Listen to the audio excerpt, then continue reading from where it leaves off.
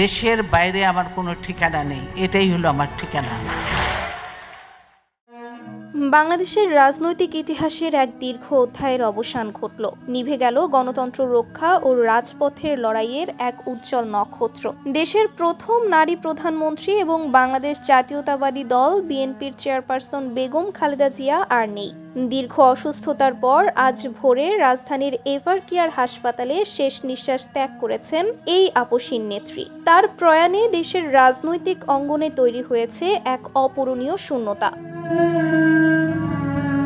আজ মঙ্গলবার ভোর ৬টায় রাজধানীর এভারকেয়ার হাসপাতালে চিকিৎসাধীন অবস্থায় মৃত্যুবরণ করেন বেগম খালেদা জিয়া। মৃত্যুকালে তার বয়স হয়েছিল ৭৯ বছর। ১৯৪৫ সালের ১৫ আগস্ট দিনাজপুরে এক সম্ভ্রান্ত পরিবারে জন্মগ্রহণ করা এই মহিয়সী নারীর রাজনৈতিক জীবন ছিল ত্যাগ ও সংগ্রামের এক অনন্য উপাখ্যান। ১৯৬০ সালে সেনা কর্মকর্তা জিয়াউর রহমানের সাথে বিবাহ বন্ধনে আবদ্ধ হওয়ার পর দীর্ঘ সময় পর্দার অন্তরালে থেকে সংসার সামলেছেন তিনি। তবে ১৯৮১ সালে এক সামরিক অভ্যুত্থানে রাষ্ট্রপতি জিয়াউর রহমানের শাহাদাত বরণের পর পাল্টে যায় তার জীবনের গতিপথ।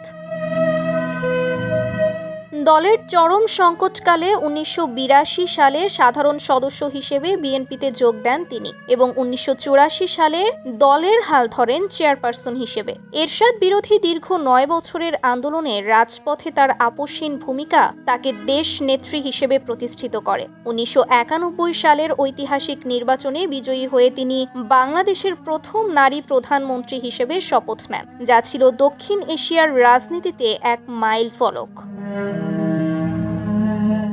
সংসদীয় ইতিহাসে বেগম খালেদা জিয়া এক অনন্য রেকর্ডের অধিকারী। তার দীর্ঘ রাজনৈতিক জীবনে তিনি যতগুলো আসন থেকে নির্বাচনে প্রতিদ্বন্দ্বিতা করেছেন তার কোনোটিতেই কখনো পরাজিত হননি। জনগণের প্রতি এই অসামান্য ভালোবাসা ও গ্রহণযোগ্যতা তাকে মা, মাটি ও মানুষের নেত্রী হিসেবে পরিচিতি দিয়েছে। দীর্ঘ রাজনৈতিক জীবনে বারবার কারাবরণ ও গৃহবন্দী দশা সত্ত্বেও তিনি গণতন্ত্র পুনরুদ্ধারের লড়াই থেকে বিচ্যুত হননি।